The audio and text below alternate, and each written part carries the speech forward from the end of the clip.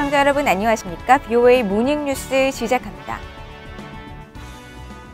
미국 국무부가 유엔에 제출된 유럽연합의 북한 인권 결의안에 대한 지지 입장을 밝히고 미국도 공동제안국에 참여했다고 밝혔습니다. 또 북한의 계속되는 핵개발 정황에 대해서도 깊은 우려를 나타냈습니다. 첫 소식 함지아 기자가 보도합니다. 미국 국무부가 유엔에 제출된 유럽연합의 북한 인권 결의안 초안의 공동제안국으로 참여한 사실을 확인했습니다. 국무부 대변인실 관계자는 9일 BOA에 우리는 이 결의안이 총회에 상정된 이래 매년 공동제안국에 이름을 올려왔다면서 미국은 유엔 총회 제3위원회에서 유럽연합의 북한 인권 결의안 초안에 대한 공동제안국으로 참여하게 돼 기쁘다고 밝혔습니다. 유럽연합 EU를 대표해 슬로베니아가 지난달 말 유엔 총회 제3위원회에 제출한 북한 인권 결의안 초안은 북한의 인권 침해 가해자들에 대한 책임 추궁과 코로나 등에 따른 인도적 위기 대응을 강조하고 있습니다. 이번 결의안 초안에는 일본과 프랑스, 독일, 캐나다 등 약 35개 국가가 참여했고 미국은 초안에는 이름을 올리지 않았지만 결의안이 제3위원회에 제출된 뒤 공동제안국에 합류했습니다. 앞서 국무부는 줄곧 북한 정권의 인권 상황에 우려를 나타내면서 비판적 목소리를 높여왔습니다. It's important to emphasize at the same time that the DPRK regime itself is primarily responsible for the humanitarian situation in the country. The regime continues to exploit its own citizens, to violate their human rights, to divert resources from the country's people, to build up its unlawful WMD and ballistic missiles program. 한국은 문재인 정부 출범 이후 2019년부터 남북 교류 협력 등을 이유로 유엔 북한 인권 결의안 공동제안국에 참여하지 않고 있는데 이번에도 아직 참여 여부를 결정하지 않고 있습니다. 이런 가운데 국무부 대변인실 관계자는 최근 미국의 민간 연구단체가 분석한 북한의 우라늄 농축 공장 가동 정황에 대해 북한의 불법적인 핵과 탄도미사일 프로그램은 국제안보와 세계 비확산 체제에 심각한 위협을 가한다고 비판했습니다. 이어 북한의 이 같은 최근 정황은 한반도의 완전한 비핵화를 달성하는 데 초점을 맞춘 외교의 긴급성을 분명히 보여준다고 덧붙였습니다. 앞서 미국 전략국제문제연구소 CSIS의 북한 전문 사이트 분단을 넘어는 8일 북한이 핵무기 제조에 필요한 고농축 우라늄을 생산하는 데 쓰이는 우라늄 정광 정년 공장을 황해북도 평산에서 계속 가동하고 있다고 밝혔습니다. 국무부 관계자는 평산 우라늄 정년 공장 해체는 향후 미북 간 완전하고 검증 가능하며 되돌릴 수 없는 핵 폐기 합의의 필수적 요소가 되어야 할 것이라는 CSIS 연구팀의 주장에 동의하느냐는 질문에는 정보 사안에 대해서는 언급하지 않겠다고 선을 그었습니다. BOA 뉴스 함지아입니다. 캐나다 정부가 북한의 핵 위협과 인권 침해에 따른 제재는 인도주의적 지원을 막지 않는다면서 유엔에서 제기된 중국과 러시아의 대북 제재 완화 주장을 일축했습니다. 또 캐나다 정부는 유엔 결의와는 별도로 강력한 대북 독자 제재 체제를 작동 중이라고 강조했습니다. 조상진 기자의 보도입니다. 캐나다 외무부는 9일 BOA에 보낸 성명을 통해 최근 중국과 러시아가 유엔에서 대북 제재 완화를 다시 추진하는 데 대해 우려를 나타냈습니다. 제이슨 쿵 캐나다 외무부 대변인은 성명에서 북한 주민들에게 영향을 미치는 강제 노동 관행 등 인권 침해에 대한 국제적인 우려를 강조한다면서 캐나다는 북한에 대해 진로를 바꿀 것과 대량 살상무기, 탄도미사일 프로그램을 포기하도록 압박하는 유엔 안보리 제재 체제를 전적으로 지지한다고 밝혔습니다. 쿵 대변인은 또 캐나다는 유엔 회원국들이 북한의 해외 근로자들에게 노동 허가증 발급을 금지하는 유엔 안보리의 북한 관련 제재 이행을 강화하기 위해 파트너 그리고 동맹국들과 협력하고 있다고 강조했습니다. 이어 캐나다는 특별 경제조치법에 따라 자체 제재를 유지하고 있다면서 이 조치는 유엔법에 따라 캐나다 국내법에 적용된 유엔 안보리의 기존 제재 결정과 함께 적용된다고 설명했습니다. 그러면서 이에 따라 캐나다에 거주하는 사람과 해외에 있는 캐나다인은 모두 이러한 제재로 금지될 수 있는 어떤 활동에도 관여하지 않도록 상당한 주의를 계속 기울여야 한다면서 지난해 7월 1일부터 강제 노동을 통해 채굴되거나 제조, 생산된 상품의 수입을 금지하고 있다고 강조했습니다.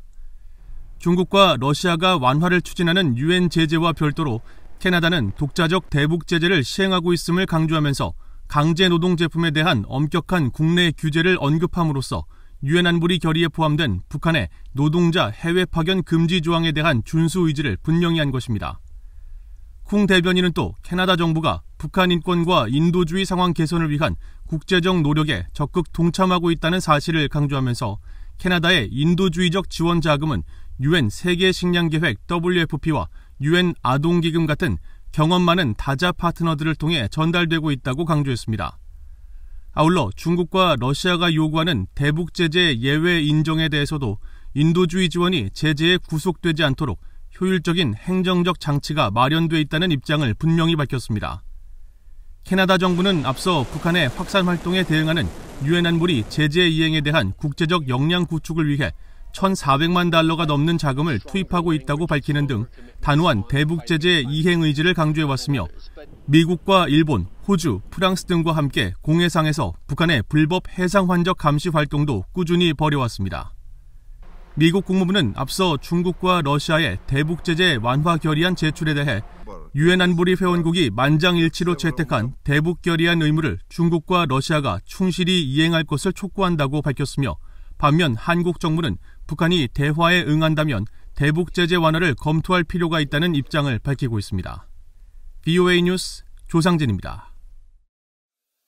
일본과 한국 등 아시아를 순방하고 있는 데니얼 크리텐브링크 미국 국무부 동아시아 태평양 담당 차관보가 북한의 도발 행위에 우려를 나타내고 이에 대응한 조치를 취해 나갈 것이라고 강조했습니다.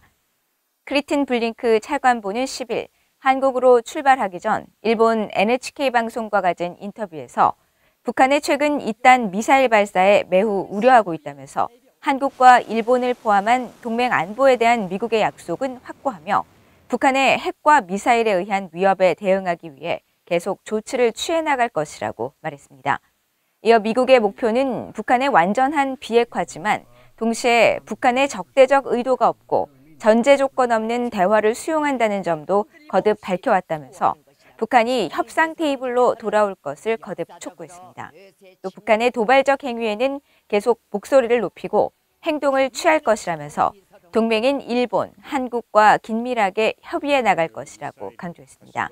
크리텐브링크 차관보는 또 미한일 3국이 공동의 이익을 지키기 위해 함께 행동할 때 미국이 한층 더 안전하고 번영할 수 있다고 믿는다면서 한일 양국이 미래를 바라보고 공동이익에 초점을 맞춰 협력하는 것이 중요하며 그럴 걸로 낙관한다고 강조했습니다.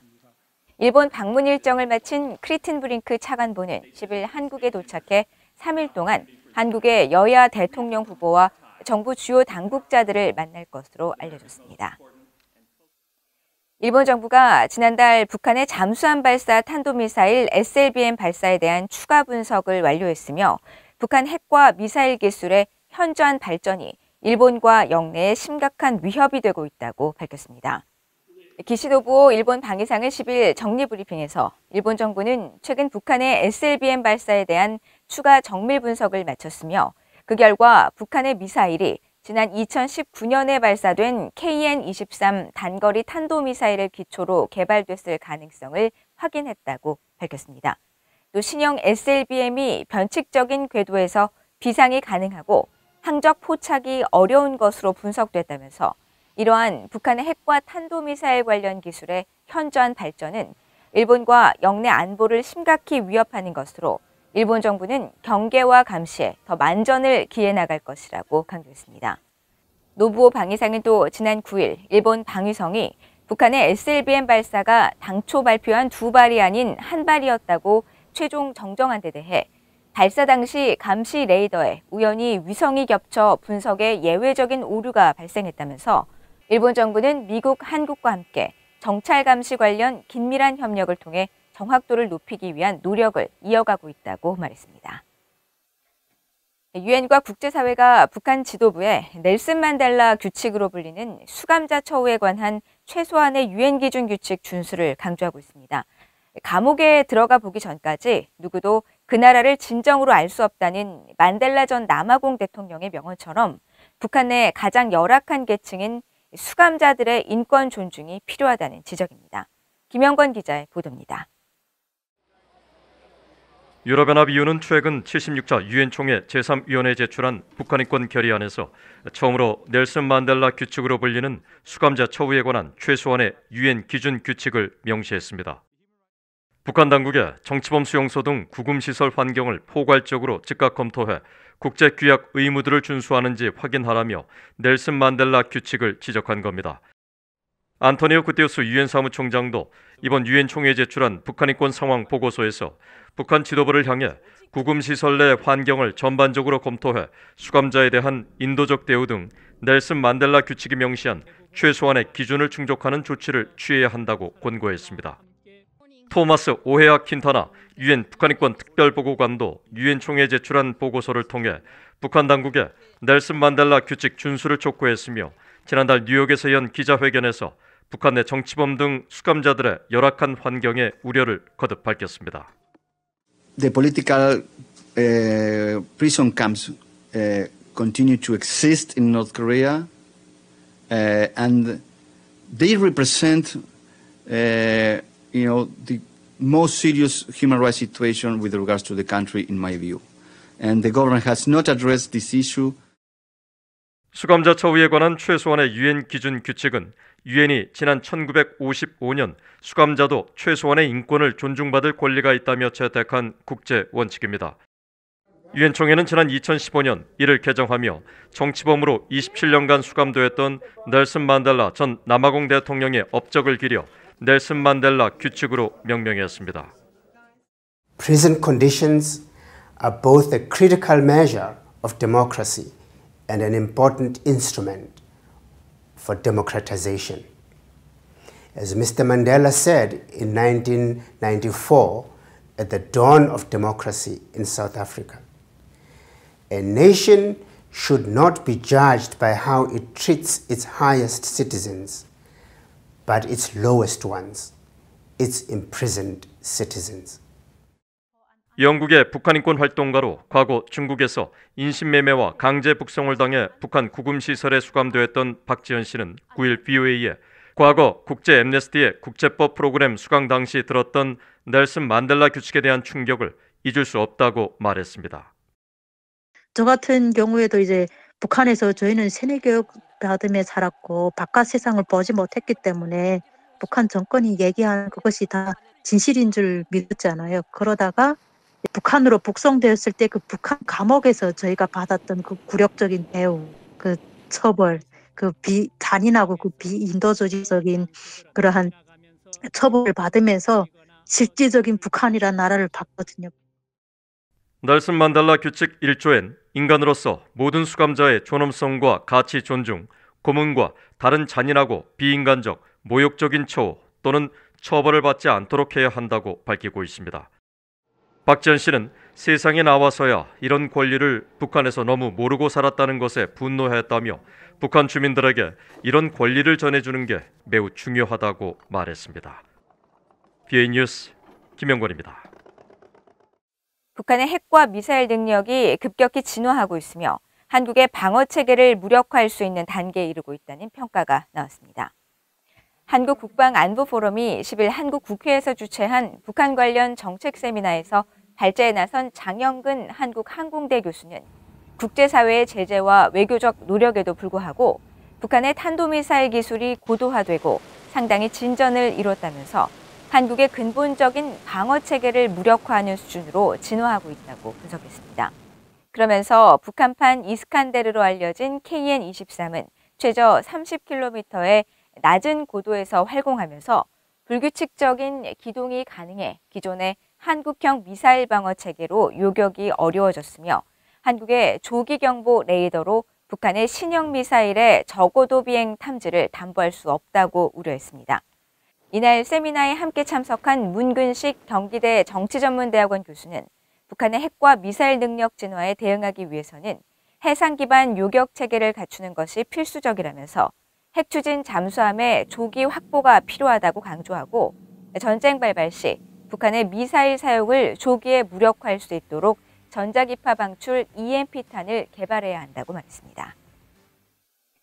이상으로 BOA 모닝뉴스를 모두 마칩니다. 시청해주신 여러분 고맙습니다.